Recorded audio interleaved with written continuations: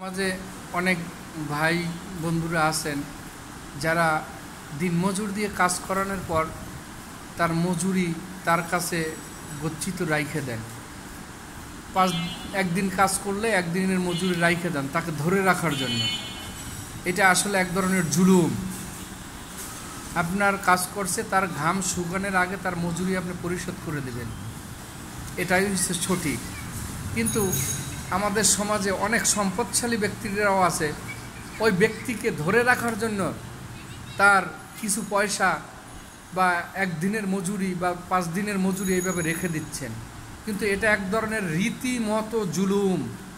আপনি কখনো ভেবে দেখছেন যে আপনার 10 লাখ টাকার অভাব, কিন্তু যার 200 টাকার অভাব, তিনি এই 200 টাকা দিয়ে চাল ক্রয় করবেন, তেল ক্রয় করবেন, মরিচ ক্রয় করবেন, আর আপনি কিন্তু এই 10 লাখ টাকা দিয়ে চাল ডাল তেল লবণ কিনবেন না।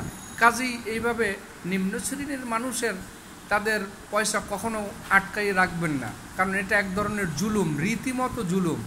আমি বিশেষভাবে পদে পদে বিভিন্নভাবে বিভিন্ন জায়গায় বিভিন্ন সময় বিভিন্নভাবে এই এক্সপিরিয়েন্সগুলো অর্জন করছি, তাই আপনাদের কাছে উপস্থাপন করলাম। আশা করি আমার এই কথাগুলো মনোযোগ সহকারে শুনবেন। অবশ্যই ধন্যবাদ।